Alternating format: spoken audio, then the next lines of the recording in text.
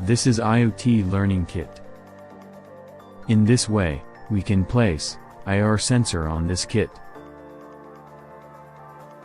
Now connect the USB cable on laptop and click on Upload to upload this code into NodeMCU. Now uploading is completed. This is IoT web panel setup for infrared sensor data acquisition and package counting. Currently it is showing 1 package count. In this way, it is counted as 1 package. There are number of packages increased by 1 in real time. Again, another package will pass through sensor, and we can see count is increased by 1 in real time. And in this way, it is keep going on.